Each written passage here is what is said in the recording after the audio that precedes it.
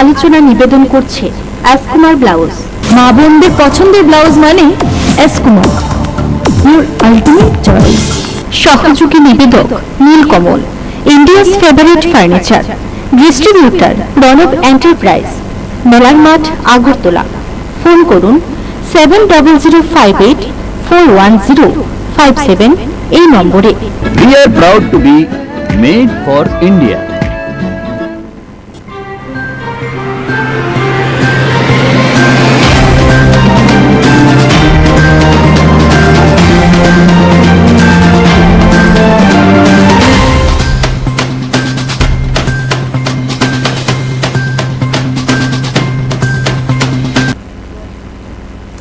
দর্শক বন্ধুরা নমস্কার, আপনারা দেখছেন মৃণালিনী এনএন। আমি রয়েছি রাজীব আপনাদের সাথে।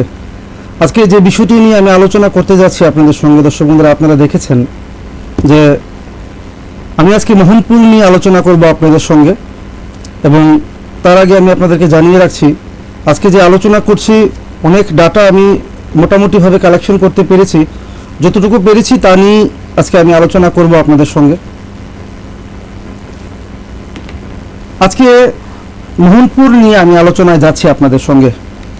মোহনপুরে আজকে কি ধরনের অবস্থা চলছে সারা ত্রিপুরা রাজ্যের বিভিন্ন জায়গায় আমরা লক্ষ্য করতে পারছি যে বিরোধীদের উপর এক ধরনের অত্যাচার সংগঠিত করছে কিছু কিছু দুষ্কৃতিকারী।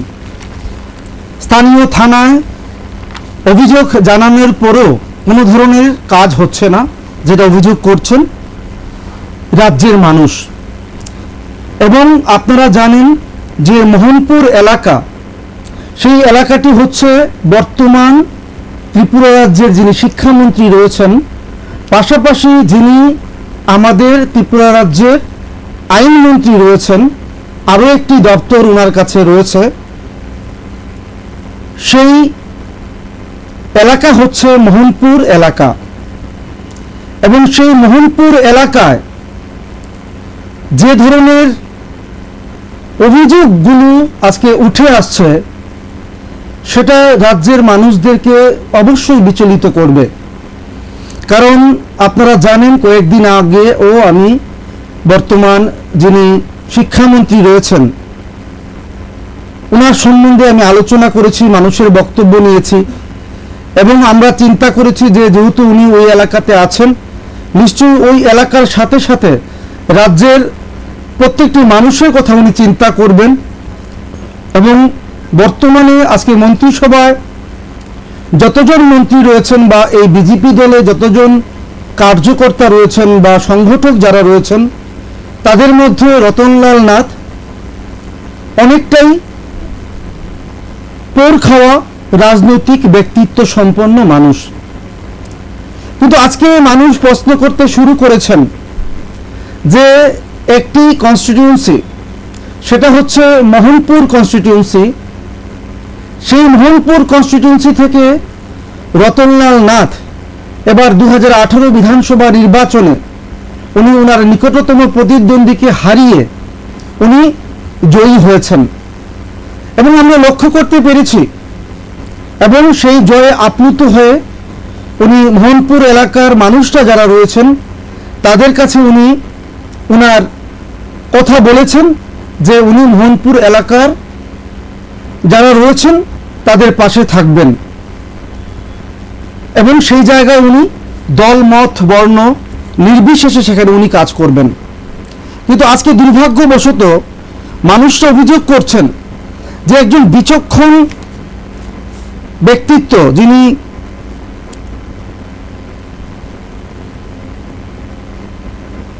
উনি আজকে বা উনার এলাকায় যে ধরনের ঘটনাগুলো আজকে রাজ্যের মানুষ প্রত্যক্ষ করছেন, সেটা কখনোই রাজ্যের মানুষ অন্ততপক্ষে বামুটিয়া এলাকা, মানে ভুল বললাম, মোহনপুর এলাকা থেকে মানুষ আশা করতে পারেন না। তো এই জায়গায় এই বিষয়টি নিয়ে আজকে আলোচনা করছি। এবং এই দু একদিন ধরে আপনারা দেখতে পাচ্ছেন বিভিন্ন সোশ্যাল মিডিয়াতে বলুন, পত্রপত্রিকায় বলুন বা ইলেকট্রনিক্স মিডিয়াতে বলুন, আজকে মোহনপুর এলাকাকে একটি গাজার উন্মুক্ত ক্ষেত্র হিসাবে আখ্যায়িত করছেন। মানুষ অভিযোগ করছেন যে জায়গায় 2018 বিধানসভা নির্বাচনের পর আমাদের রাজ্যের মুখ্যমন্ত্রী তথা বিপ্লব কুমার দেব বলেছেন যে আমরা নেশামুক্ত ত্রিপুরা রাজ্য গঠন করব, কিন্তু আজকে আমরা দেখতে পাচ্ছি রাজ্যের বিভিন্ন জায়গায় নেশার রমরমা বাণিজ্য চলছে এবং মোহনপুর এলাকা গাঁজা মিডিয়া ক্ষেত্র হিসেবে আজকে পরিণত হয়েছে। এলাকাবাসী বা মোহনপুর বিধানসভা কেন্দ্রের সাধারণ জনগণ আজকে বলতে চাইছেন যে মোহনপুর এলাকায় গেলে আপনারা যারা যাবেন ঢুকেই আপনারা বুঝতে পারবেন যে কি পরিমাণে সেখানে গাঁজার চাষ হচ্ছে। এই মুহূর্তে আপনাদেরকে অবগত করছি যে গাঁজা এখন সময় হয়নি, কয়েকটা দিন পর গাঁজা ব্যবসা মানে গাঁজা চারা এখন বপন করা হয়েছে, সেখানে আলি বাঁধা হয়েছে, কিছুদিনের মধ্যে সে চাষ শুরু হবে। বিস্তীর্ণ এলাকা জুড়ে এই মোহনপুর এলাকায় গাঁজা চাষ করা হচ্ছে এবং রাজ্যের মানুষ বলতে চাইছেন যেখানে 2018 বিধানসভা নির্বাচনে মুখ্যমন্ত্রী নিজে বলেছেন যে গাঁজা উন্মুক্ত রাজ্য গড়া হবে এবং উনি নিজে বলেছেন বিভিন্ন দেশি এবং আমাদের রাজ্য স্তরের যে সকল মিডিয়া রয়েছে সেখানে রাজ্যে মাননীয় মুখ্যমন্ত্রী বিপ্লব কুমার দেব বলেছেন যে 25 বছর গাঁজার একটা রণক্ষেত্র ছিল আমাদের ত্রিপুরা রাজ্য, কিন্তু আজকে আমরা প্রত্যক্ষ করছি যে এই গাঁজার রণক্ষেত্র যে উনি বলেছেন, রাজ্যের মাননীয় মুখ্যমন্ত্রী বলেছেন, আপনারা একটু শুনবেন মনোযোগ দিয়ে দর্শক বন্ধুরা। সেখানে উনি বারবার বর্তমান যিনি বিরোধী দল নেতা বা তথা সেই সময় তৎকালীন মুখ্যমন্ত্রী মানিক সরকারকে উদ্দেশ্য করে বলেছেন যে উনি নাকি সেই জায়গায় সেগুলোকে দেখে উনি না দেখার ভান করে ছিলেন এবং এই গাঁজাকে বাড়তে সেই সরকার তথা বামফ্রন্ট সরকার সহযোগিতা করেছে। কিন্তু আজকে রাজ্যের মানুষ প্রশ্ন করছেন এই বর্তমান সরকারের বিরুদ্ধে অভিযোগ, বিশেষ করে আমি সোনামুড়া দিকে এখন গেলাম না, আমি যদি আমাদের আগরতলার সন্নিকটে যে মোহনপুর এলাকা রয়েছে সেই মোহনপুর এলাকায় এখনো পর্যন্ত আমাদের কাছে যে ফুটেজ রয়েছে সেই ফুটেজে আমরা একদম 100% আমরা শিওর হয়েছি যে ওই এলাকায় গাঁজা চাষ রমরমিয়ে চলছে এবং এগুলোকে কে প্রশ্রয় দিচ্ছেন সেটা নিশ্চয়ই মাননীয় মুখ্যমন্ত্রী বিপ্লব কুমার দেব বলবেন। মাননীয় বিপ্লব কুমার দেব একদিকে বলছেন রাজ্যকে গাঁজা মুক্ত করা হবে, নেশা মুক্ত করা হবে, গাঁজা চাষ বন্ধ করা হবে, গাঁজা চাষকে লিগ্যাল করা হবে, কিন্তু দেখা যাচ্ছে যে বিধানসভা এলাকা মোহনপুর বিধানসভা এলাকা যেই এলাকাটি আমাদের আগরতলা শহরের সন্নিকটে রয়েছে সেই মোহনপুর এলাকায় গাঁজার একটা রমরমা একটা পরিবেশ সেখানে সৃষ্টি হচ্ছে এবং এমন কোনো জায়গা বাদ নেই মোহনপুর এলাকায় যেখানে গাঁজার চাষ হচ্ছে না। এবং আমাদের কাছে তথ্য রয়েছে, আমাদের কাছে খবর রয়েছে, রাজ্যের মানুষদেরকে আমরা অবগত করছি যেখানে রাজ্যের মাননীয় মুখ্যমন্ত্রী একদিকে বলছেন যে নেশা বিরোধী উনি ক্ষেত্র তৈরি করবেন ত্রিপুরা রাজ্যকে, রাজ্যের মানুষকে উনি আশ্বস্ত করেছেন, দেশীয় সংবাদ মাধ্যমগুলোর কাছে উনি গিয়ে বক্তব্য রেখেছেন যে রাজ্যকে নেশামুক্ত রাজ্য করবেন, গাঁজাকে লিগ্যালাইজ করবেন। কিন্তু আজকে দেখা যাচ্ছে ওনার মন্ত্রিসভার একজন সিনিয়র মন্ত্রী উনি হচ্ছেন রতনলাল নাথ, আমি ওনাকে সম্মান দিয়ে বলছি, যেই খবর আমরা পাই সেই খবর আমরা তুলে ধরতেই হয় আমাদের কাছে এবং আপনাদের কাছে আমাদের খবর তুলে ধরতেই হয়।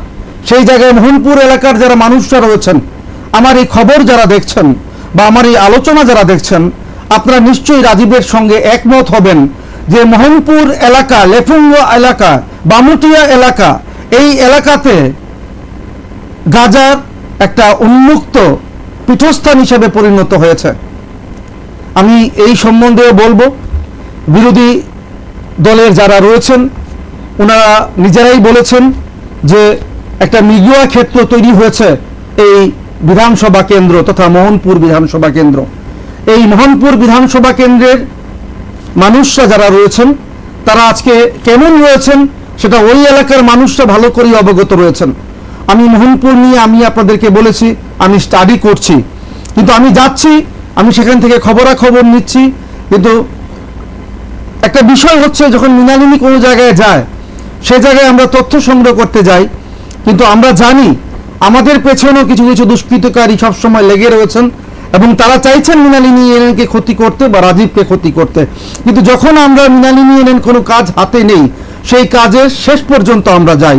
মোহনপুরের প্রত্যেকটি এলাকার গল্প আমরা আপনাদের উদ্দেশ্য তুলে ধরব।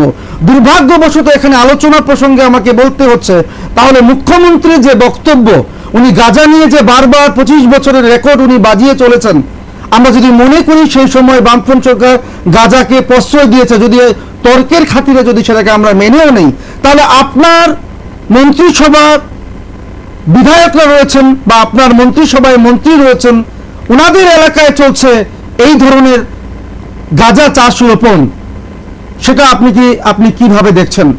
সেটা কি আপনি জনসম্মুখে আপনি বলবেন? তার ব্যাখ্যা কি আপনি দেবেন?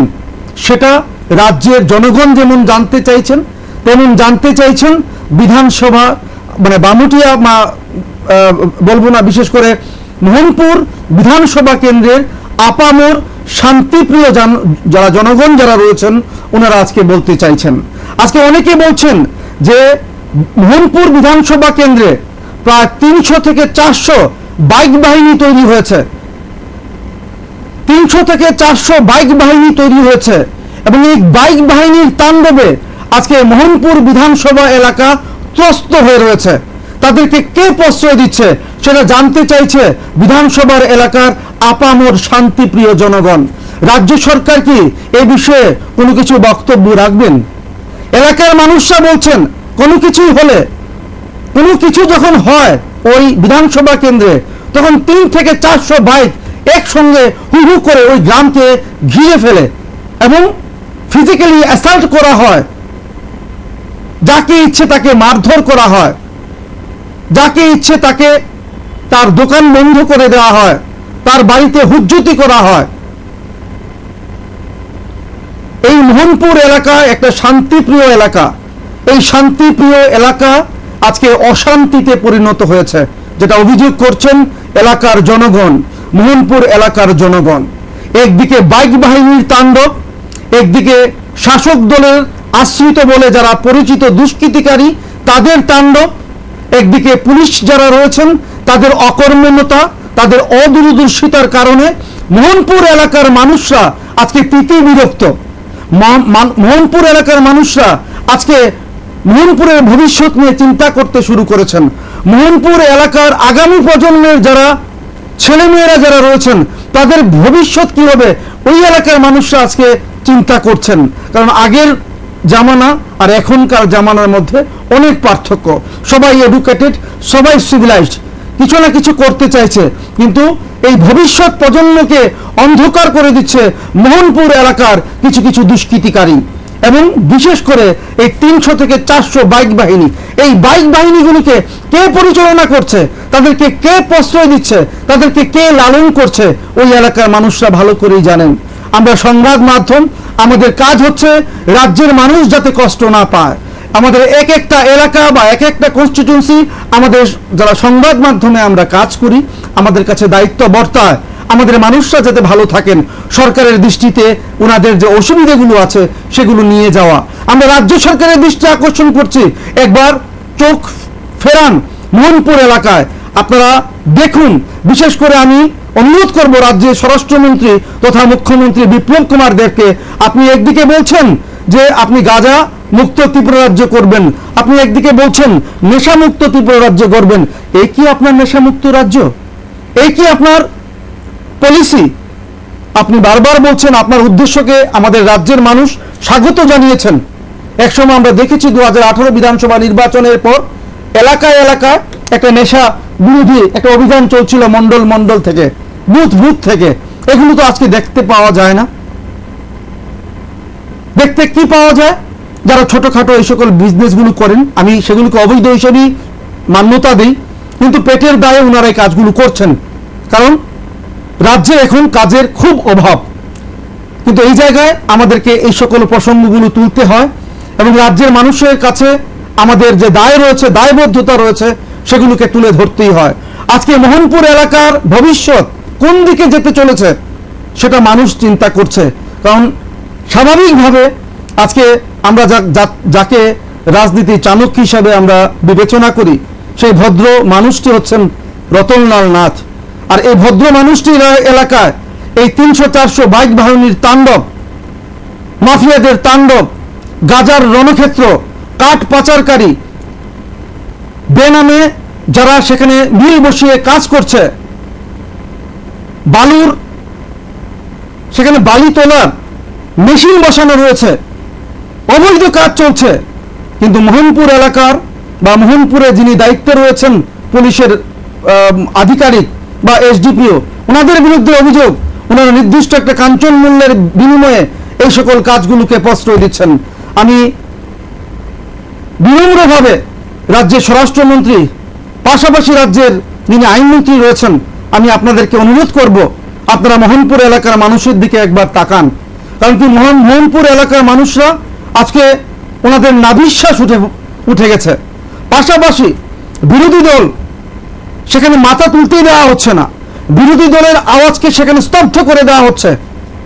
তো সেটা কখনোই মেনে নেওয়া যায় না, কারণ কি আমাদের সংসদীয় গণতন্ত্রে বিরোধীদের একটা মতামত রয়েছে, যেখানে বিরোধী থাকবে সেখানে গণতন্ত্র থাকবে, যেখানে বিরোধী থাকবে না সেখানে গণতন্ত্র থাকবে না।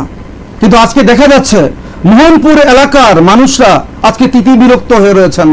এবং বিশেষ করে সবচাইতে একটা উল্লেখযোগ্য বিষয়, যখন আমাদের দেশের প্রধানমন্ত্রী নরেন্দ্র দামোদর মোদীজি আমাদের এই মানে বিবেকানন্দ ময়দানে সে বক্তব্য রেখেছিলেন, তখন উনি একটা কথা বলেছিলেন যে আমরা চাই নতুন প্রজন্মের যারা এবার এই মন্ত্রিসভাতে আসবেন বা এই বিজেপি সরকার এবং 25 বছরের অভিজ্ঞতা সম্পন্ন এই বামফ্রন্ট সরকার যৌথ প্রচেষ্টায় এই ত্রিপুরা রাজ্যকে ডেভেলপমেন্টের দিকে এগিয়ে নিয়ে যাবে।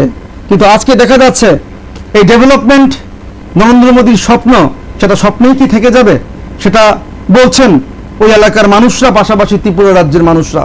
দর্শক বন্ধুরা, আপনারা জানেন রাজ্য সরকারের বিরুদ্ধে অভিযোগ, রাজ্য সরকার সংবাদ মাধ্যমে ত্রুটিগুলো চেপে ধরছে এবং আমাদের বক্তব্য যাতে আপনাদের কাছে পৌঁছতে না পারে তার জন্য সরকার যথাসাধ্য চেষ্টা করছে, যার কারণে আমাদের কয়েকটি সংবাদ মাধ্যম আজকে ব্ল্যাক আউট হয়ে রয়েছে। একটি সুষ্ঠু গণতন্ত্রে কখনোই সংবাদ মাধ্যমের উপর এই ধরনের আক্রমণ হতে পারে না। অনেকে বলছেন আমরা তালিবান সাম্রাজ্যে বাস করছি, আমরা তালিবান সাম্রাজ্যে বাস করছি, যার কারণে আমাদের উপর এই ধরনের তারা আঘাত করছে। কিন্তু আমরা বিশ্বাস করি আমরা তালিবান সাম্রাজ্যে বাস করছি না, আমরা ছোট্ট একটি রাজ্য, সেটা হচ্ছে ত্রিপুরা, ভারতবর্ষের মধ্যে একটি ছোট্ট নর্থ ইস্টে একটা এসটি এরিয়াতে আমরা থাকি, শান্তিপ্রিয় মানুষের বসবাস এই জায়গায়। আমাদের এই অত্র অঞ্চলের মানুষরা অত্যন্ত শান্তিপ্রিয় মানুষ। আমরা জাতি, ধর্ম, বর্ণ নির্বিশেষে বিভিন্ন সম্প্রদায়ের লোক, বিভিন্ন ভাষাভাষীর লোক, বিভিন্ন দলের লোক, আমরা একসঙ্গে থাকি, একসঙ্গে কাজ করি, একসঙ্গে আনন্দ উপভোগ করি। কিন্তু এই সুন্দর বাতাবরণকে নষ্ট করার জন্য একটি প্রক্রিয়া এখানে কাজ করছে। তো আজকে আপনাদেরকে বলবো যে রাজ্যে, বিশেষ করে ত্রিপুরা রাজ্যের মোহনপুর এলাকায় যে ধরনের ঘটনাগুলো ঘটছে, সেটা রাজ্যের মানুষ কখনোই ভালোভাবে মেনে নিতে পারছেন না।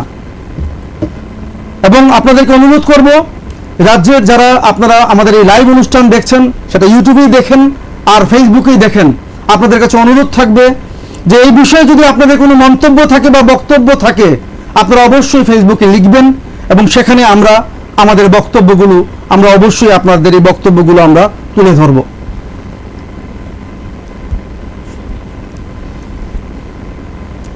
আমি আপনাদেরকে বর্তমান যিনি বিরোধী দল নেতা রয়েছেন মানিক সরকার, পাশাপাশি উনি অভিজ্ঞতা সম্পন্ন একজন মুখ্যমন্ত্রী ছিলেন, ওনার বক্তব্য কি রয়েছে এই বর্তমান সময়ে সেটা আমি তুলে ধরব। এবং সুবল ভৌমিক যে সুবল ভৌমিক বিজেপিকে আনার জন্য উনি যথাসাধ্য চেষ্টা করেছেন, সাবরুম থেকে শুরু করে ধর্মনগর পর্যন্ত উনি চষে বেরিয়েছেন। অনেক সময় উনি রক্তাক্ত হয়েছেন এই বিজেপিকে আনার জন্য। আজকে উনি বিজেপিতে নেই, কিন্তু উনি কি বলেছেন সেটাও আমি তুলে ধরব। কিন্তু রাজ্যের মানুষের অভিযোগ হচ্ছে মোহনপুর এলাকা আজকে ত্রস্ত। মোহনপুর এলাকায় রাজ্যের বিভিন্ন এলাকার মতন সেই জায়গাতে কোনো ধরনের আইনের শাসন নেই। গণতন্ত্র বলতে মোহনপুর এলাকায় কোনো কিছু অবশিষ্ট নেই।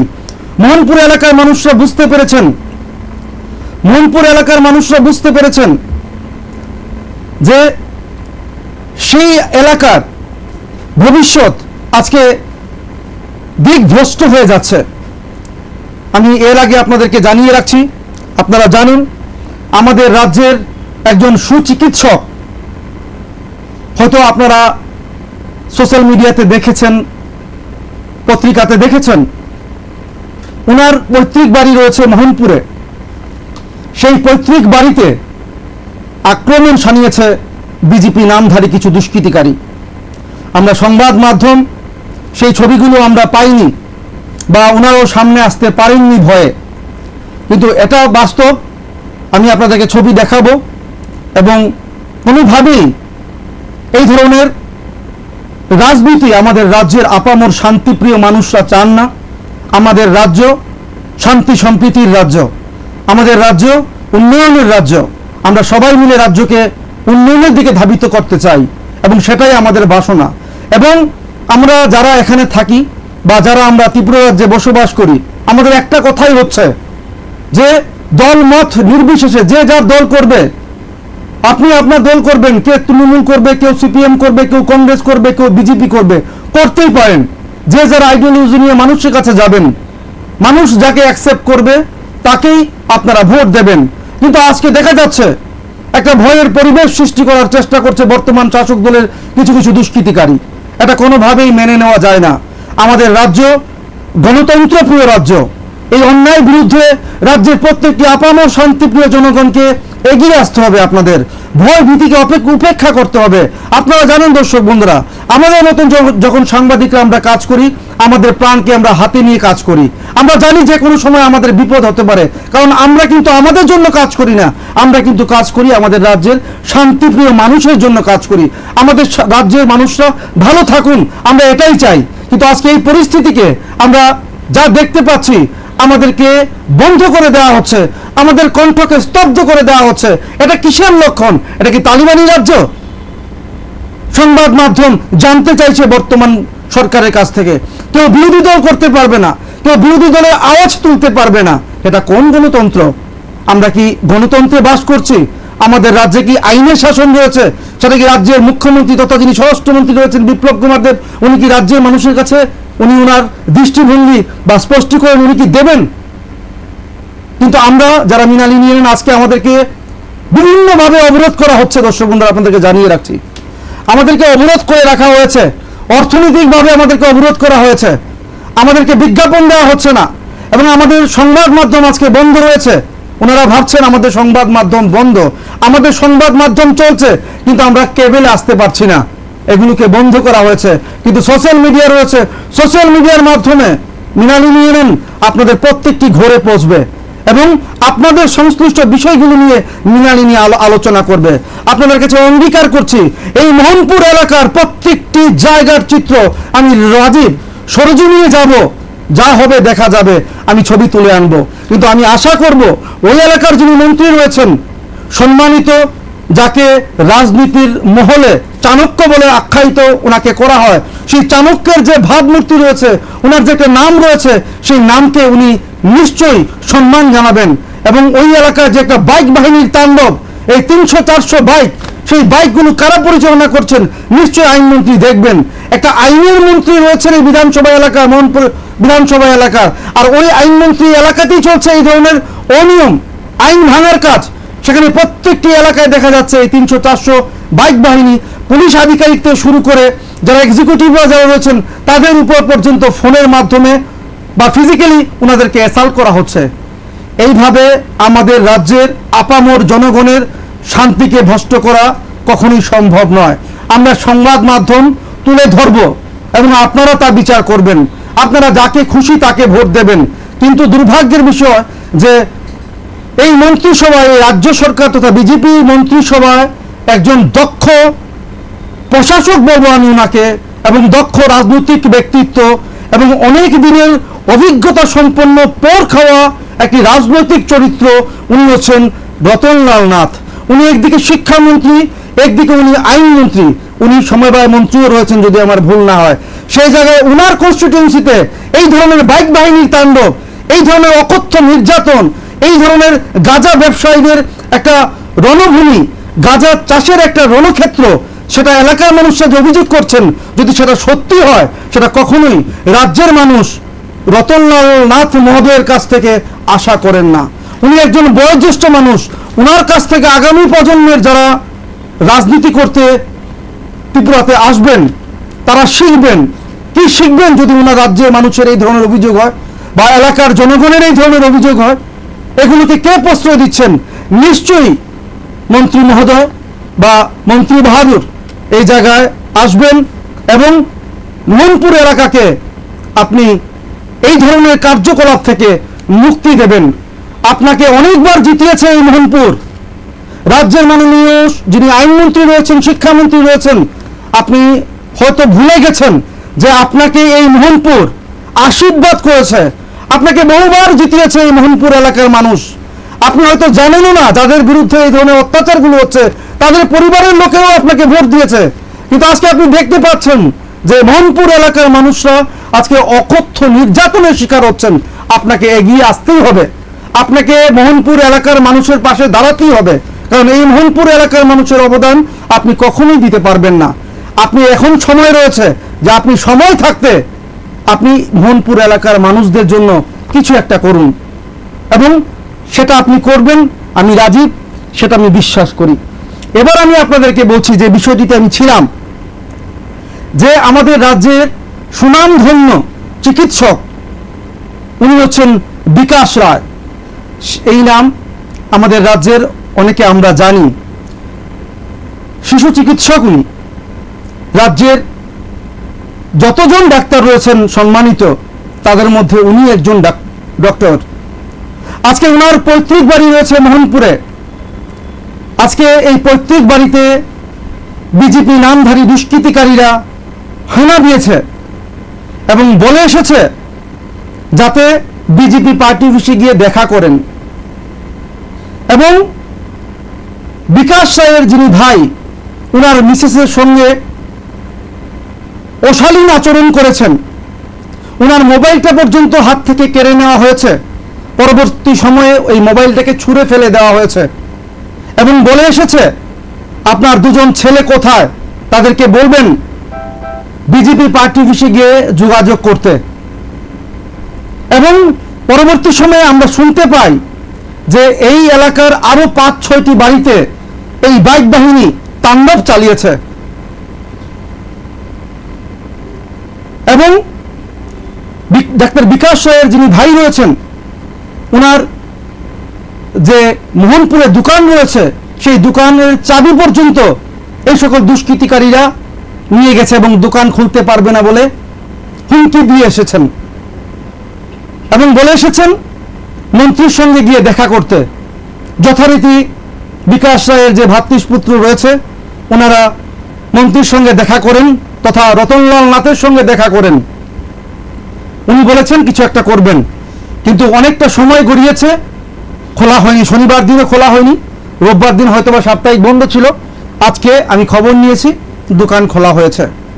যারা এই সকল কাজগুলো করছে তারা কি জানেন না যে ওই এলাকাটি এমন একজন ব্যক্তির এলাকা, রতননাথ মন্ত্রী রতনলাল নাথের এলাকা।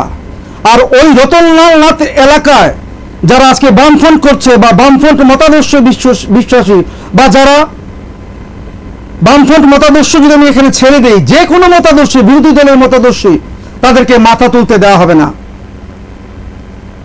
এটা কোন ধরনের রাজনীতি? ভয়ের রাজনীতি। এই ভয়ের রাজনীতি করে ত্রিপুরা রাজ্যে কোনো সরকার টিকে থাকতে পারবে না।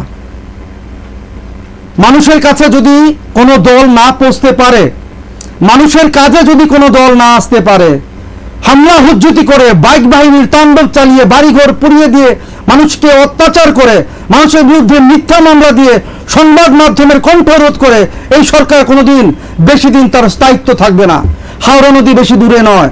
মানুষ যদি মনে করেন এত বছরে বামফ্রন্ট সরকারকে ফেলে দিতে সক্ষম হয়েছেন, 2018 বিধানসভা নির্বাচনে দেখা গেছে এই বামফ্রন্ট সরকার একসময় মনে করেছিলেন যে ওনাদের সংগঠন রয়েছে, এত বড় একটা পিলার এই বামফ্রন্ট, এই বামফ্রন্টকে পর্যন্ত আপনারা তুলে ফেলে দিয়েছেন হাওড়া নদীতে। এত বছরে 25 বছর, মাঝে 5 বছর বাদ দিলে আরো কয়েকটি বছর এই সরকারকে আপনারা ফেলে দিয়েছেন ওনাদের এই ধরনের কৃতকর্মের কারণে। আর আজকে আপনারা একটা ভালো কিছু পাওয়ার জন্য আজকে নতুন সরকারকে প্রতিষ্ঠিত করেছেন। কিন্তু আজকে আপনারা যারা প্রতিষ্ঠিত করেছেন তারা আজকে আপনারা দেখতে পাচ্ছেন এই সরকারের ভূমিকা, এই সরকারের ভূমিকা সম্বন্ধে রাজ্যের প্রত্যেকটি মানুষ আজকে আঙ্গুল তুলছেন। আপনারা যারা ঘরে রয়েছেন, বসে রয়েছেন, মৃণালিনী এখন আপনারা দেখতে পান না, কারণ মৃণালিনী আওয়াজ তুলতে পারবে না, আপনাদের বিষয়গুলোকে নিয়ে আলোচনা করতে পারবে না, কারণ আমরা কারোর পদলেহন করি না। আমরা যা সঠিক, যা বাস্তব, যা ইতিবাচক, যা গঠনমূলক, তাই আমরা আপনাদের সঙ্গে আলোচনা করি। আমার রাজ্যের মানুষরা যাতে ভালো থাকেন এই আমরা সাংবাদিকরা মনে করি। আপনারা যদি ভালো থাকেন তাহলে আমাদের রাজ্য উন্নয়ন হবে, সমৃদ্ধ হবে। কিন্তু আজকে দেখা যাচ্ছে মাফিয়া থেকে শুরু করে, নেশা বাণিজ্য থেকে শুরু করে, কাঠ পাচার থেকে শুরু করে, রেল স্টেশনের মধ্যে অবৈধভাবে মাল পাচারকারী থেকে শুরু করে রমরমিয়ে চলছে সবকিছু। একদিকে মুখ্যমন্ত্রী বলেছেন নেশা বিরোধী অভিযান, একদিকে রাজ্যের মাননীয় মুখ্যমন্ত্রী বলেছেন যে আমাদের রাজ্যকে নেশামুক্ত রাজ্য করবেন, একদিকে মুখ্যমন্ত্রী বলছেন আমাদের রাজ্যকে গাঁজা মুক্ত রাজ্য করবেন। তাহলে আপনার ক্যাবিনেটে যিনি রয়েছেন আপনার ক্যাবিনেটে যিনি রয়েছেন শিক্ষামন্ত্রী, যিনি তথা আইনমন্ত্রী, ওনার বিরুদ্ধে অভিযোগ ওনার এলাকা যে মোহনপুর রয়েছে, মোহনপুর এলাকায় প্রতিটি কোনায় কোনায়, প্রতিটি বাড়িতে বাড়িতে চলছে এই ধরনের অবৈধ কাজ। এখন আলি বাঁধার কাজ, আলি বাঁধা হচ্ছে, কিছুদিন পরে গাঁজার চাষ হবে। মোহনপুর এলাকায় ঢুকলে নাকি নাকে অটোমেটিক্যালি গন্ধ চলে আসে গাঁজার। তাহলে মাননীয় মুখ্যমন্ত্রী বিপ্লব কুমার দেবের কাছে রাজ্যের মানুষের প্রশ্ন এখানে আসতে পারে না? আপনি একদিকে বলছেন গাঁজা বিরোধী অভিযান করবেন, সোনামুড়ায় যান, বক্সনগর যান, সেখানে গিয়ে দেখবেন আপনি কি পরিমাণে গাঁজার ব্যবসা হচ্ছে, গাঁজা লাগানো হচ্ছে।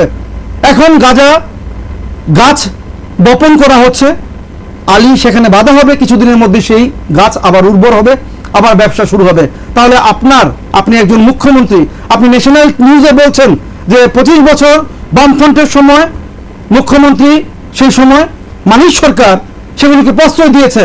তাহলে আপনি একদিকে বলছেন, আবার একদিকে আপনার মন্ত্রীর বিরুদ্ধে অভিযোগ মোহনপুর এলাকায় চলছে এই গাজার রমরমা, কাঠ পাচারকারীর রমরমা, বালু চুরির ঘটনা। পাশাপাশি একজন ভদ্র ডক্টর, সুনামধন্য ডক্টর, সেই ডক্টর আজকে আক্রান্ত আপনার এলাকায়, সেটার কৈফিয়ত কি রাজ্যের মানুষ স্বরাষ্ট্রমন্ত্রী পাশাপাশি আইনমন্ত্রীর কাছে চাইবেন না? অবশ্যই চাইবেন। রাজ্যের সরকার যদি কখনো মনে করে যে 5 বছর আমরা ক্ষমতায় রয়েছি, আমরা যা ইচ্ছে তা করব, আমরা মানুষের গলা টিপে ধরব, আমরা সংবাদ মাধ্যমে টুটি টিপে ধরব, যারা বিরোধী করছে তাদেরকে আমরা বিরোধী দল করতে দেব না, আমরা যা ইচ্ছে তা করব, নেশা বাণিজ্য করব, আমরা কাঠ পাচার করব, আমরা বালি তুলব, যা ইচ্ছে করব। আমাদের রাজ্যের মানুষ কিন্তু আপনাদেরকে ক্ষমতায় বসিয়েছে ভালো কিছু পাওয়ার জন্য। রাজ্যের বর্তমান বিরোধী দল নেতা মানিক সরকার তথা তৎকালীন মুখ্যমন্ত্রী মানিক সরকার বলেছেন যে এই 4 বছরে, এই 44 মাসে বর্তমান সরকার এতগুলো প্রতিশ্রুতির মধ্যে একটা প্রতিশ্রুতিও পালন করতে পারেনি। কিন্তু মানুষ এবার বুঝতে পেরেছে যে এই সরকারের বিরুদ্ধে মানুষের যে একটা ক্ষোভ সেটা আছড়ে পড়েছে। আপনাদের কাছে অনুরোধ থাকবে, মোহনপুরে যারা আপনারা রয়েছেন সম্মানিত আমার দর্শক, আপনারা যারা আমাকে ফোন করেন, হোয়াটসঅ্যাপ করেন, আমাকে বলেন কিছু একটা বলার জন্য, হ্যাঁ আমি অবশ্যই বলবো। এবং আপনাদেরকে আমি জানিয়ে রাখছি, আমি আগেও বলেছি মোহনপুর এলাকার একটা ক্যামেরা আমার রয়েছে সেই জায়গায়, সেই ক্যামেরা দিয়ে আমি প্রত্যেকটি এলাকার মানুষের বক্তব্য আমি তুলে ধরবো। আমি চাইবো রতনলাল নাথ মহোদয়, সম্মানিত আমার বয়োজ্যেষ্ঠ, ওনাকে আমি জেঠু বলে সম্বোধন করি, উনি নিশ্চয়ই দেখবেন এই বিষয়টুকু।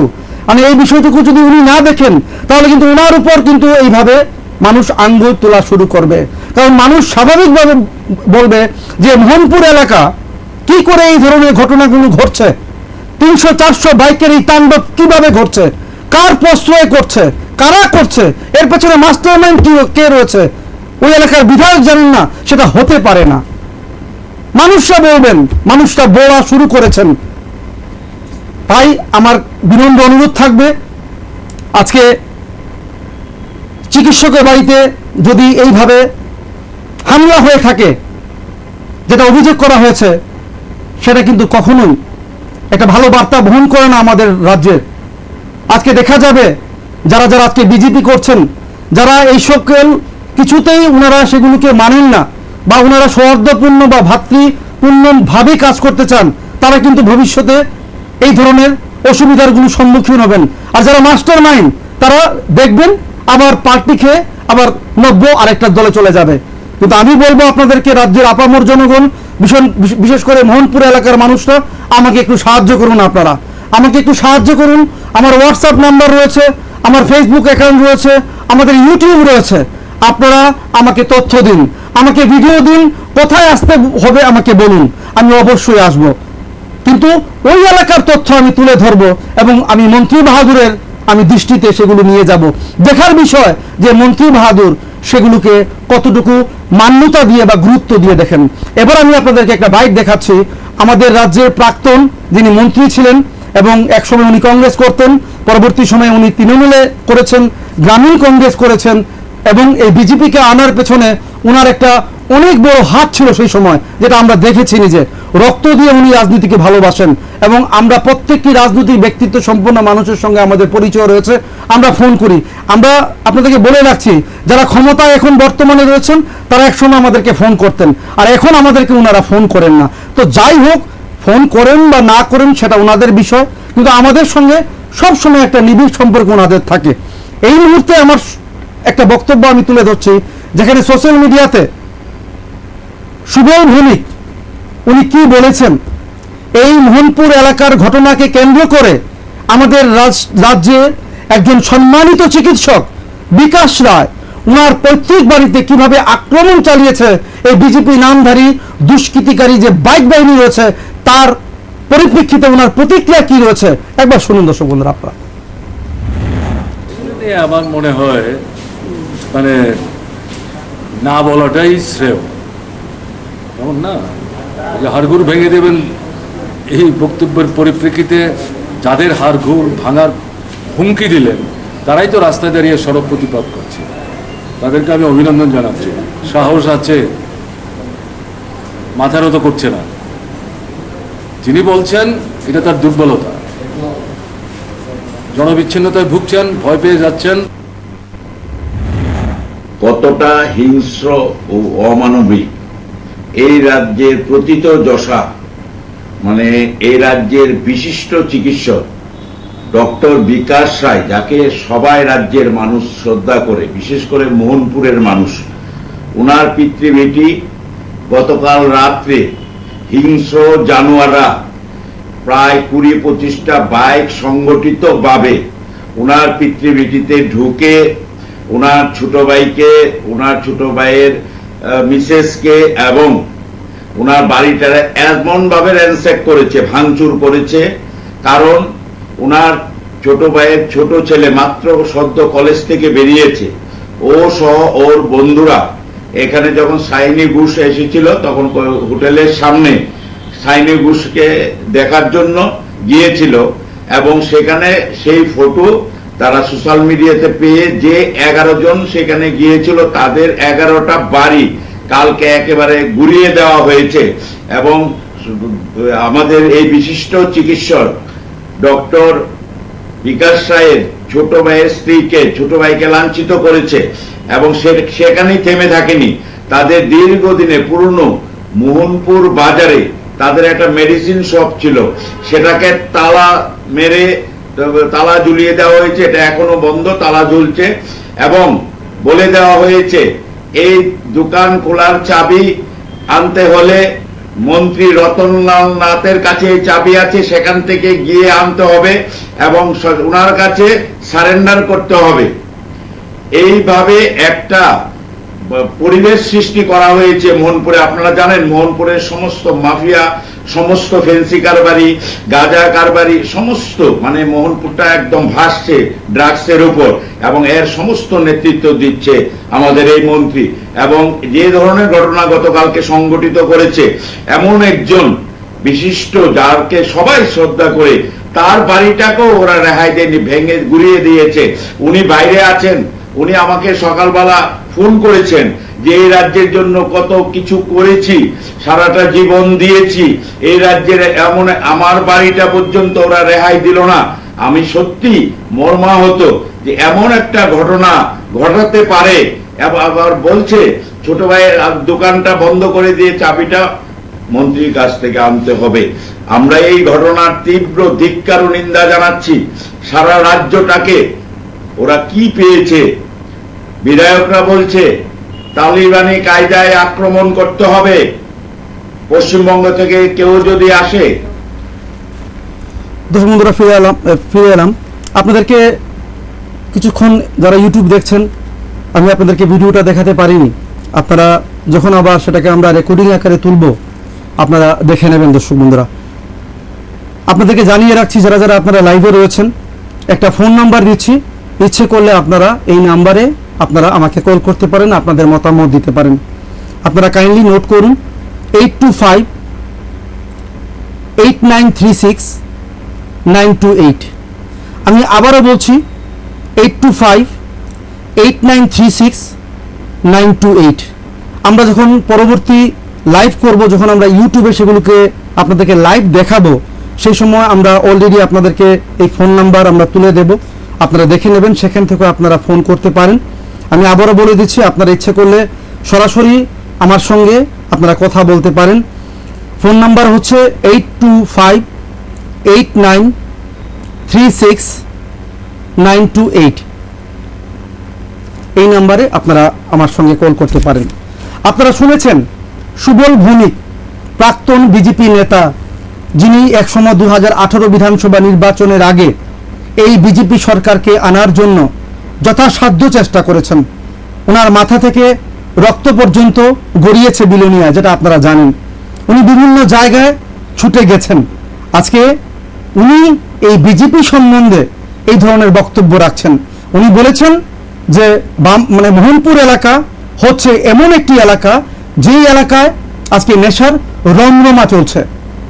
একটা নেশার যে বাণিজ্য রয়েছে, বা নেশার একটা বিজয় ক্ষেত্র পরিণত হয়েছে এই মোহনপুর এলাকা।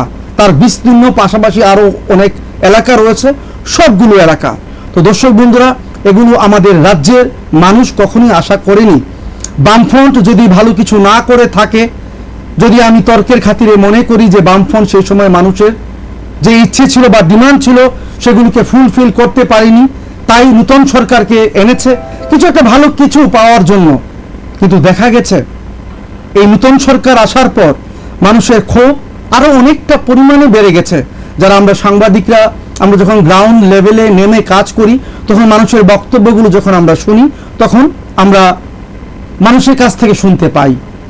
কিন্তু আজকে মোহনপুর এলাকার মানুষরা যখন আমাদেরকে বলেন যে রাজীব দা, আপনি আসুন, মোহনপুরে কি চলছে, আইনমন্ত্রী এলাকায় কি চলছে, সেটা রাজ্যের অন্যান্য অংশের মানুষরাও একবার দেখুক, একবার শুনুক।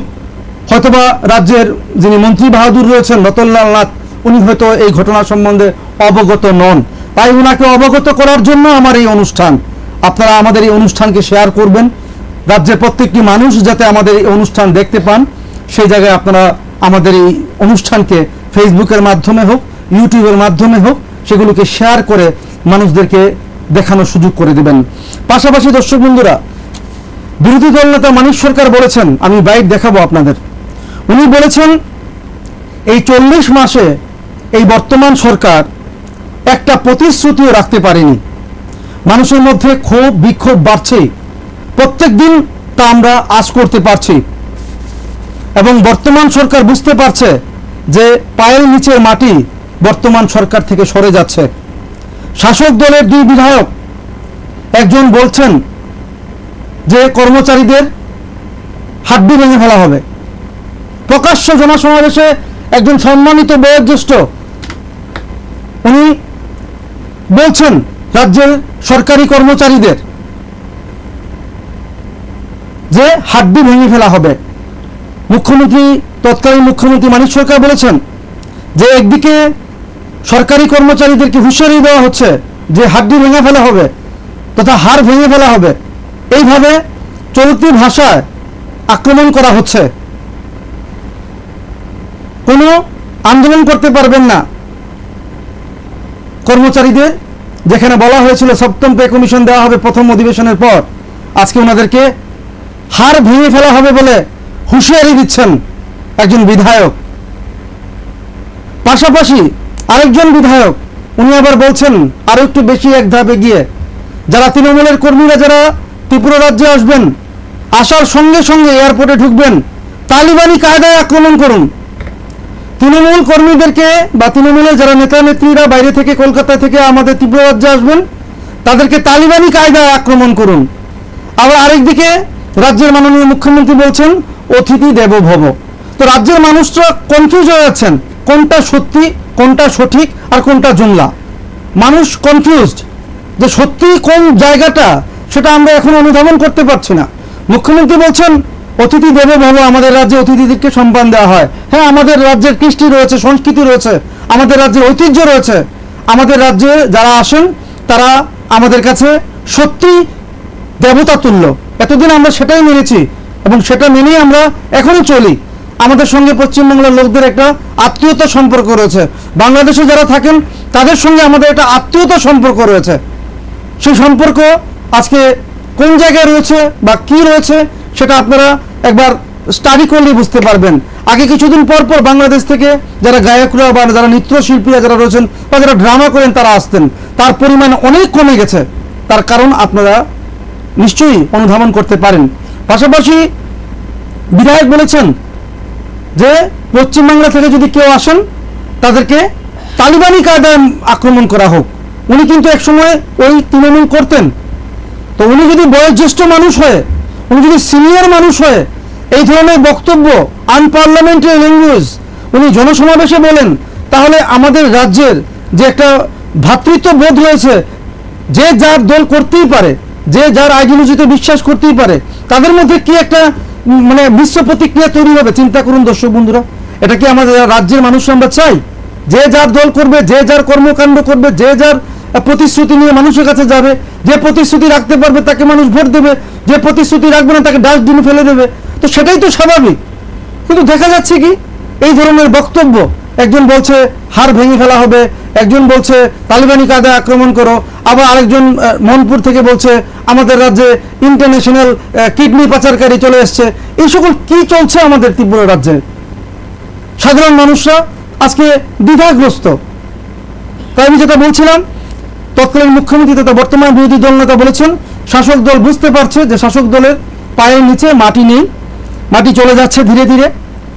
এই সরকার ধীরে ধীরে জনবিচ্ছিন্ন হয়ে পড়ছে, কর্মচারীদেরকে ভয়ভীতি প্রদর্শন করছে, পাশাপাশি সংবাদ মাধ্যমের কণ্ঠ রোধ করার চেষ্টা করছে। এবং উনি বলেছেন যে কর্মচারীরা বুঝতে পেরেছেন, এখন ওনারা মাথা নত আর করবেন না। আমাদের ত্রিপুরা রাজ্যের প্রায় 1,70,000 কর্মচারী, এই 1,70,000 কর্মচারী যদি হয়, পরিবার পিছু যদি আমি 6 জনও ধরি, এবং আমাদের রাজ্যে 10,323 জন শিক্ষক কর্মচারী আজকে টার্মিনেট হয়ে রয়েছেন, তাদের থেকে যদি আমি 8,000 ধরি, প্রায় 10,98,000 জন লোক হবেন। আমাদের রাজ্যে 36 লক্ষ লোকের বসবাস। আমি যদি এই হিসেবটা ধরি যে 1,75,000 যে সরকারি কর্মচারী রয়েছে, তারা তো সেরকমভাবে 7 পে কমিশন পেলেন না। প্রতিশ্রুতি অমিত শাহজি রাখতে পারলেন না, প্রতিশ্রুতি হেমন্ত বিশ্ব শর্মাজি রাখতে পারলেন না, প্রতিশ্রুতি বিজেপি সরকার রাখতে পারলো না। এখনো পুরোপুরি ওনারা 7 পে কমিশন পাননি, উপরন্ত ওনাদেরকে মানে হাড় ভেঙে দেওয়ার কথা বলছে বিজেপির বিধায়ক। তো সেটা ওনারা নিশ্চয়ই মনে রাখবেন। তো ওনারা যেভাবে চিন্তা করবেন করবেন, কিন্তু আমি হিসাবটা আপনাদেরকে দিয়ে রাখছি, 1,75,000 যদি সরকারি কর্মচারী আমাদের রাজ্যে থাকেন, 6 জন করে যদি আমি হিসেব করি গড় প্রতি, এবং 8,000, আমি 10,323 জনের মধ্যে অনেকে চাকুরি হয়ে গেছে, অনেকে আমাদেরকে ছেড়ে প্রয়াত হয়েছেন। আমি যদি 8,000ও ধরি, প্রায় 48,000, সব কিছু মিলিয়ে প্রায় 10,98,000, কম করেও সেই 36 লক্ষ মানুষের মধ্যে যদি 10,98,000 ভোট যদি কমে যায়, যদি ওনারা যদি ভোট না দেন এই বর্তমান সরকারকে, তাহলে সরকারের অবস্থা কোন জায়গায় গিয়ে দাঁড়াবে 2023 নির্বাচনে? তাহলে কি এইভাবে মানুষের মধ্যে ভয় ভীতি প্রদর্শন করে, মানুষদেরকে জোর জবরদস্তি করে ওনারা ভোট করবেন বলে ওনারা মনে করছেন, যেটা মানুষরা অভিযোগ করছেন? আবার মানুষরা পাশাপাশি এও বলছেন, গত কিছুদিন আগে স্বশাসিত জেলা পরিষদ নির্বাচন গেছে, কাতারে কাতারে মানুষ ভোট দিয়েছে, তীব্রমথাকে বিপুল ভোটে জিতিয়েছে। এই 6 মাসের একটি সরকারকে এই জায়গায় পৌঁছে দিয়েছে মানুষই পেরেছে। আমরা দেখেছি রাস্তায় অবরোধ সৃষ্টি করা হয়েছে। আমি নিজে প্রত্যন্ত গেছি, বিভিন্ন জায়গায় গেছি, সেখানে দেখিয়েছি দা নিয়ে বললেন নিয়ে, মানে আইপিএফটি দলের সমর্থকরা মাঠে দাঁড়িয়ে রয়েছে। আমি নিজে সরাসরি দেখিয়েছি আপনাদেরকে, সেই জায়গায় কাজ করেছি আমি। কিন্তু তথাপি মানুষ ভোট দিয়েছে। জনগণ সর্বশেষ কথা বলেন, জনগণের উপর কেউ নন। এবার আমরা দেখেছি কাতারে কাতারে মানুষ ভয়কে উপেক্ষা করে আমাদের গণতান্ত্রিক যে রাইট, আমাদের ভারতবর্ষের সংবিধান যে আমাদের রাজ্যের, আমাদের দেশের প্রত্যেকটি নাগরিককে দিয়েছে, সেই অধিকার ওনারা প্রয়োগ করেছেন ভোটের মাধ্যমে। জোর করে শক্তি প্রয়োগ করে সাদ্দামও পারেনি, জোর করে শক্তি প্রয়োগ করে মুসলিমও পারেনি, জোর করে শক্তি প্রয়োগ করে হিটলারও পারেনি। সেই ইতিহাস হয়তো মানুষের যে অভিযোগ রয়েছে, যদি এমন হয়, এমন হওয়ার পসিবিলিটি নেই, কারণ ইতিহাস কথা বলে। তো ইতিহাস বলে দিয়েছেন যে মানুষের সঙ্গে যে স্বৈরাচারী মনোভাব পোষণ করে, সংবাদ মাধ্যমের সঙ্গে যারা দ্বিচারিতা করে, সংবাদ মাধ্যমের কণ্ঠকে যে রোধ করে, তারা কখনোই জনগণের পক্ষে কথা বলতে পারে না, বা ওই সরকার জনগণই হতে পারে না। কারণ আপনারা হচ্ছেন জনগণ, সরকার সরকারের কাজ করছে, আমরা এক একটা পিলার। আজকে আপনারা যারা রয়েছেন রাজ্যের আপামর সম্মানিত জনগণ, আপনাদের সঙ্গে সরকারের হয়ে আমরা ব্রিজের আকারে, একটা সেতুর আকারে আমি কাজ করি, বা আমাদের মতন সংবাদ মাধ্যমরা কাজ করেন। আগে আপনারা ফোন করে আমাকে কথা বলতে পারতেন আমার সঙ্গে, কিন্তু এখন ফোন করে কথা বলতে পারেন না। পরবর্তী সময় আপনারা ফেসবুকে আপনারা আপনাদের মন্তব্য রাখেন, বা ইউটিউবে গিয়ে আপনারা আপনাদের মন্তব্য রাখেন। ওই সেতুকে ভেঙে দিয়েছে বর্তমান রাজ্য সরকার, যারা অভিযোগ করছেন সাধারণ জনগণ এবং সংবাদ মাধ্যমের আমাদের যে একটা সংগঠন রয়েছে, সর্ববৃহৎ সংগঠন এওজি তথা অ্যাসেম্বলি অফ জার্নালিস্ট। আমরা অ্যাসেম্বলি অফ জার্নালিস্ট মনে করি সরকার, এই বর্তমান সরকার এবং রাজ্যের যে আপামর জনগণের মধ্যে একটা সেতু হয়ে আমরা কাজ করছিলাম, এই সেতুকে ভেঙে দিয়েছে এই বর্তমান রাজ্য সরকার। আজকে চতুর্দিকে ছিছি ছিছি রোদ উঠছে। কতগুলি সংবাদ মাধ্যমকে বন্ধ করে দিয়েছে রাজ্য সরকার।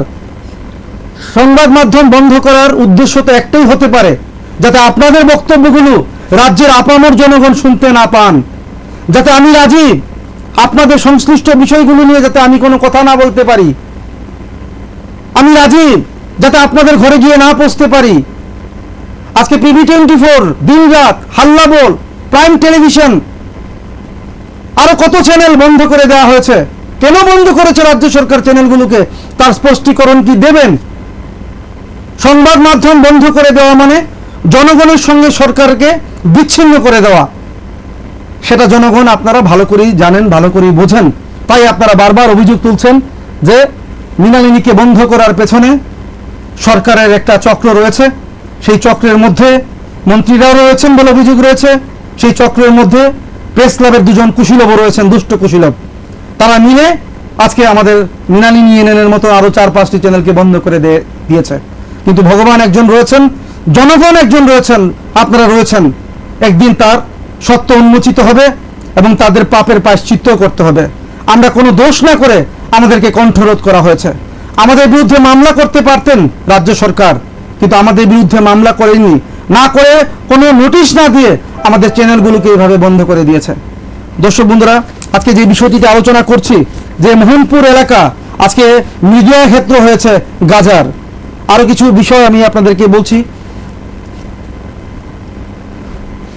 আগে আপনাদের সঙ্গে যখন কথা বলতাম তখন আপনাদের বক্তব্য নিতে পারতাম, আর 5 মিনিট সময় রয়েছে। আমি এর আগে বর্তমান বিরোধী দল নেতা মানিক সরকার যে রয়েছেন, উনি ওনার বক্তব্যে কি বলেছেন বর্তমান রাজ্যের রাজনীতির গতিবিধি নিয়ে, ওনার প্রতিক্রিয়া একবার আপনারা দেখুন দর্শক বন্ধুরা। আমার মনে হয় মানে না বলাটাই শ্রেয়, এমন না যে হাড়গোড় ভেঙে দেবেন এই বক্তব্যের পরিপ্রেক্ষিতে যাদের হাড়গোড় ভাঙার হুমকি দিলেন তারাই তো রাস্তায় দাঁড়িয়ে সড়ক প্রতিবাদ করছে। তাদেরকে আমি অভিনন্দন জানাচ্ছি, সাহস আছে, মাথার মতো করছে না। যিনি বলছেন এটা তার দুর্বলতা, জনবিচ্ছিন্নতায় ভুগছেন, ভয় পেয়ে যাচ্ছেন, তার থেকে সমস্ত কথাবার্তা বলছেন অপ্রত্যাশিত, এটা হতে পারে। তালিবানের মতো যাতে কেউ নামতে না পারে এই ভদ্রলোকের কথা আমি কি বলবো।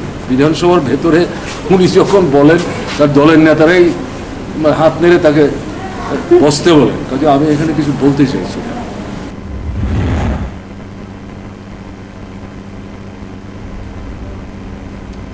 দর্শক বন্ধুরা, আপনারা শুনতে পেয়েছেন সুবল ভৌমিক, যিনি বিজেপির বরিষ্ঠ নেতা ছিলেন, বর্তমানে উনি তৃণমূল কংগ্রেসে যোগদান করেছেন, ওনার বক্তব্য শুনেছেন। এবং বিরোধী দল নেতা মানিক সরকার তথা তৎকালীন মুখ্যমন্ত্রী বামফ্রন্টের উনি কি বক্তব্য রেখেছেন তার প্রতিক্রিয়া আপনারা শুনেছেন। এবার মোহনপুর সম্বন্ধে আরও দু একটি কথা বলে রাখছি। আমি নিশ্চয়ই চাইব মন্ত্রী রতনলাল নাথ উনি এই বিষয়গুলোকে দেখবেন এবং যাতে মোহনপুরের এলাকার মানুষরা যাতে শান্তিতে বসবাস করতে পারেন উনি সচেষ্ট হবেন এবং এগিয়ে আসবেন এবং বাইক বাহিনীর তাণ্ডব উনি বন্ধ করবেন। সিরাই থানার আন্ডারে রয়েছে, সিরাই থানা রয়েছে সিমনা বিধানসভার অন্তর্গত।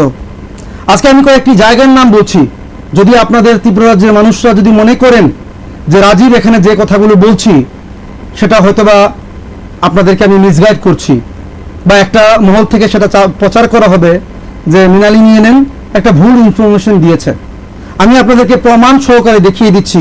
আমি ভাবছিলাম যে ফুটেজগুলো আমি দেখাবো আপনাদের, কিন্তু আমাকে ক্ষমা করবেন, আমি যদি এখন ফুটেজগুলো দেখাই ওই এলাকার মানুষরা তারা থাকতে পারবেন না। বাইক বাহিনী তাদের বাড়ি ঘর আবার তছনছ করে ফেলবে, আমি সেটা নিশ্চিত। তাই আমি মোহনপুরের ওই সকল ছবিগুলো আপনাদেরকে দেখাচ্ছি না। আমি দেখাতে পারতাম, দেখাচ্ছি না, কিন্তু আপনাদেরকে আমি কয়েকটি জায়গার নাম বলে দিচ্ছি।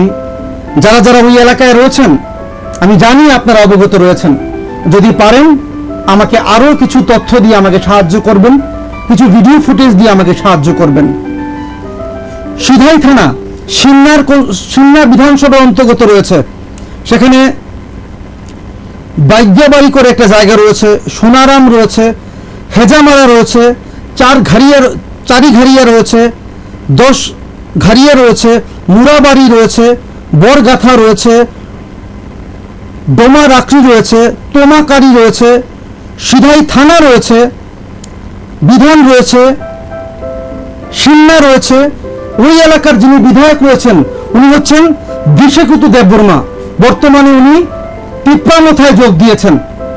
এই এলাকাগুলোতে আপনারা যদি যান গাজার চাষ দেখবেন। ওই এলাকাতে যদি আপনারা এখন যান গাজার যে আলিগুলো বাঁধা হচ্ছে, চারাগুলো যে লাগানো হচ্ছে সেগুলো আপনারা দেখতে পারেন। সেটা হচ্ছে সিরাই থানাধীন সিমনা বিধানসভার অন্তর্গত এই বাইদ্যাবাড়ি, সোনারাম, হেজামারা, চারঘাড়িয়া, দাসঘাড়িয়া, মুরাবাড়ি, বরগাথা, ডোমা রাকড়ি, তোমাবাড়ি, সিধাই থানা বিধানসভা, সেটা রয়েছে বিশেকুতু দেববর্মার আন্ডারে। উনি এখন টিপ্রামথায় যোগদান করেছেন। কি করে একজন বিধানসভা, একটি বিধানসভায় এই ধরনের গাঁজা উৎপাদন হচ্ছে বা চাষ হচ্ছে, মুখ্যমন্ত্রী বিপ্লব কুমার দেব কি জবাব দেবেন? আপনি একদিকে বলছেন যে গাঁজা মুক্ত ত্রিপুরা রাজ্য করবেন, লিগ্যালাইজড করবেন, এই হচ্ছে মানে লিগ্যালাইজের নমুনা। আমরা সংবাদ মাধ্যম তা তীব্র ভাষায় নিন্দা করছি এবং আপনার কাছে দাবি করছি আপনি যে বক্তব্যগুলো রাখছেন সেই বক্তব্যগুলোতে আপনি থাকুন। আপনার বিধানসভায়, আপনার অ্যালায়েন্স পার্টনারের বিধানসভায় এই ধরনের গাঁজা চাষগুলো হচ্ছে, কিন্তু আপনার স্বরাষ্ট্র দপ্তর কেন চুপ? রাজ্যের মানুষ জানতে চাইছে, সিমনা এলাকার মানুষরা জানতে চাইছে। এবার আমি মোহনপুর এলাকার কথা বলছি। মোহনপুর এলাকার অবিচরণ পাড়া রয়েছে, বীরমোহন পাড়া রয়েছে, খোকনবাড়ি রয়েছে, লেফুঙ্গা রয়েছে, গামছা কোবরা রয়েছে, রাজাঘাট রয়েছে। সেখানে শুধু কি গাজার চাষ, চোরাই কাঠ মিল রয়েছে, সেখানে চোরাই কাঠ পাচারকারীদের বালুর ঘাট রয়েছে, এবং সেটা শিক্ষামন্ত্রীর এলাকা। একজন শিক্ষামন্ত্রী এলাকায় রমরমিয়ে গাঁজা চাষ হচ্ছে, সেটা হচ্ছে বিধানসভায়। আমাদের আগরতলা শহরের সন্নিকটে বা শহরতলি বলবো, একজন আইনমন্ত্রী এলাকায় অবাধে গাঁজা চাষ হচ্ছে বলে এলাকার বিধানসভার মানুষরা আমাদেরকে অভিযোগ করছেন। আমি ছবি দেখাতে পারতাম, কিন্তু ছবি দেখাইনি। কিন্তু যেগুলো কথা বললাম, অবিচরণ পাড়া, বীরমোহন পাড়া, মোকামবাড়ি এবং লেফুঙ্গা, এরপর হচ্ছে আপনার গামছা কোবরা, রাজাঘাট, সেখানে কি না হচ্ছে, তাহলে আমরা কি শিক্ষামন্ত্রীর সঙ্গে শিক্ষামন্ত্রী সম্বন্ধে আলোচনা করতে পারি না? যেহেতু মানুষরা বলছেন, আমি যেই জায়গার কথাগুলো বলছি দর্শক বন্ধুরা, যারা ওই এলাকায় রয়েছেন, আপনাদের কাছে আমার বিনম্র অনুরোধ থাকবে, আপনারা আপনাদের এলাকাকে বাঁচান, আপনাদের পরবর্তী প্রজন্মকে বাঁচান। সরকার বলেছে প্রত্যেক পরিবারকে একটি হলেও কর্মসংস্থানের ব্যবস্থা করবে। এই গাঁজা ব্যবসা করিয়ে বা এই গাঁজা গাছ লাগিয়ে কর্মসংস্থানের পথ, এটা কি কর্মসংস্থানের পথ হলো? মানুষদেরকে যদি এটা ভালো কিছু করিয়ে তারপর যদি এখানে স্টেপ দেওয়া হয়, তাহলে মানুষরা বুঝতেন, মানুষরা সেগুলোকে মানতেন।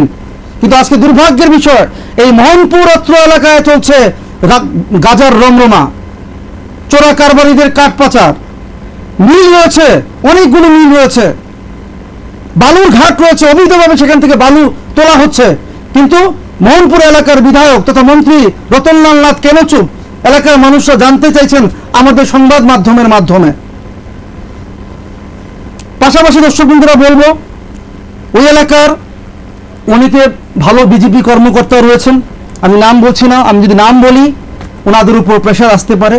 মন্ডলের লোকেরা রয়েছেন, যারা বর্তমান যিনি বিধায়ক রয়েছেন বা মন্ত্রী রয়েছেন রতনলাল নাথ, ওনার আগে থেকেই ওনারা বিজেপি করতেন ওই এলাকায়, কিন্তু ওনাদেরকে দাম দেওয়া হচ্ছে না। মন্ত্রী রতনলাল নাথ কংগ্রেস ছেড়ে উনি যোগদান করেছেন, কিন্তু তাদের আগেও ওই বিজেপিকে, বর্তমান বিজেপিকে ওনারা ত্রিপুরা রাজ্যে আনার জন্য ঘাম ঝরিয়েছেন।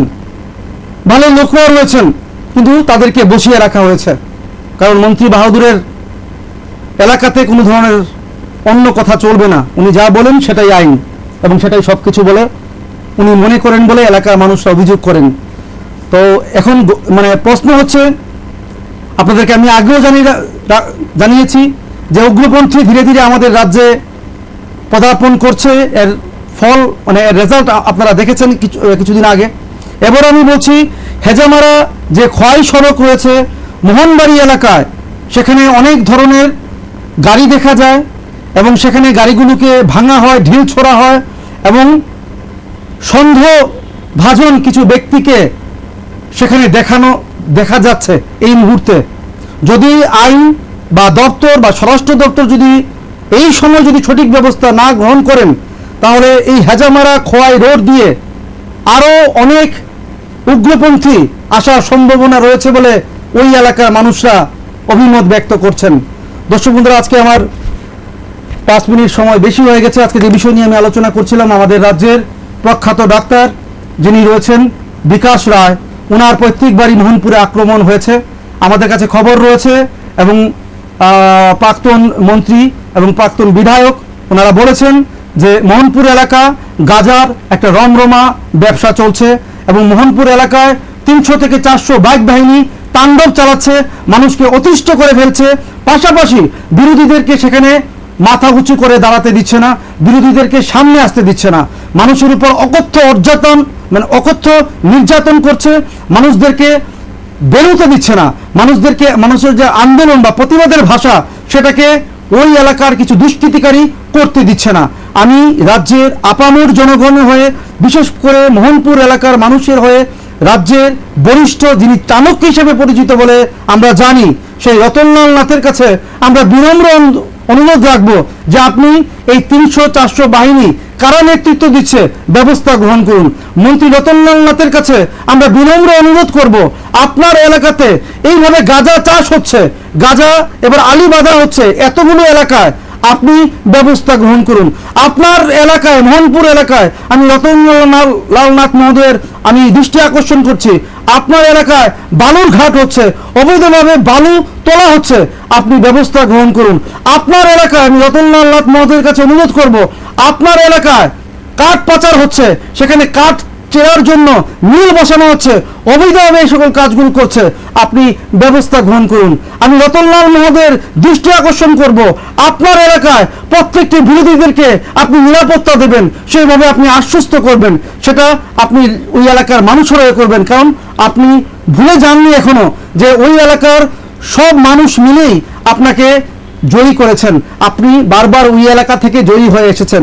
আপনি বিরোধীদেরকেও কাজ করতে দেবেন, আপনার সংগঠনকে কাজ করতে দেবেন, এবং এই অবৈধ যে কাজগুলো হচ্ছে আপনার মোহনপুর এলাকায়, সেগুলোকে আপনি বন্ধ করতে সচেষ্ট হবেন, সেটাই আমরা আশা রাখছি।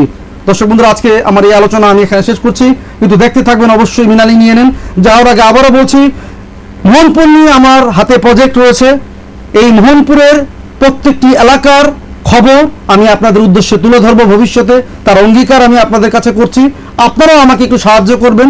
আজকে আমার কাছে কিছু ফুটেজ ছিল, কিন্তু আমি দেখাইনি, কারণ সেগুলোর মধ্যে যারা যারা আমার সামনে ছিলেন ওনাদের ছবি রয়েছে, তাই আমি যদি দেখাতাম হয়তো বা ওনারা নিরাপত্তাহীনতায় ভুগতেন, সেই কারণে আমি দেখাইনি। কিন্তু মোহনপুরে আমার ক্যামেরা রয়েছে, আমি মোহনপুর এলাকার মানুষরা আজকে বীতশ্রদ্ধ হয়ে মৃণালী ইউনিয়নকে ফোন করছেন, রাজীবকে ফোন করছেন। আমার সৌভাগ্য যে আপনারা আমাকে সেরকম মনে করেন। আমি কথা দিচ্ছি, মোহনপুর এলাকার রঙের খবর মৃণালী ইউনিয়ন আপনাদের সামনে তুলে ধরবে। এই অঙ্গীকারটুকু আজকে রেখে আমার এই আলোচনা আমি এখানে শেষ করছি, কিন্তু দেখতে থাকবেন দর্শক বন্ধুরা অবশ্যই মৃণালী ইউনিয়ন। নমস্কার।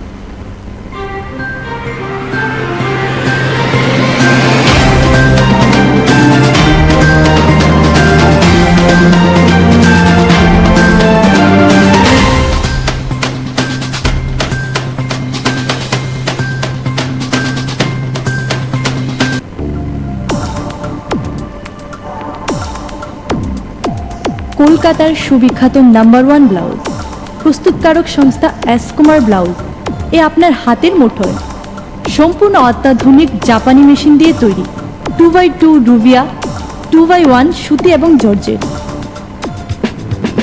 তাছাড়া বিভিন্ন ধরনের ফ্যান্সি ও প্লেন ব্লাউজ ত্রিপুরার সমস্ত ব্লাউজের দোকানে পাওয়া যাচ্ছে।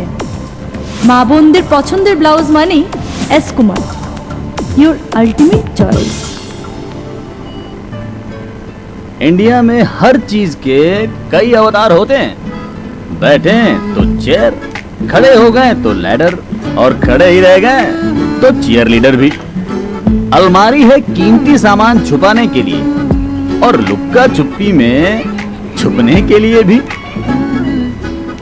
मैट्रेस है चैन की नींद के लिए, और जागना ही हो तो ताश के गेम के लिए भी। डाइनिंग टेबल है 5 पकवानों का मजा उठाने के लिए, और अंताक्षरी में 7 सुर लगाने के लिए भी। ऑफिस चेयर है काम में मन लगाने के लिए, और ब्रेक्स का मजा उठाने के लिए भी। नीलकमल ने इंडिया को करीब से देखा है और हर घर से कुछ सीखा है।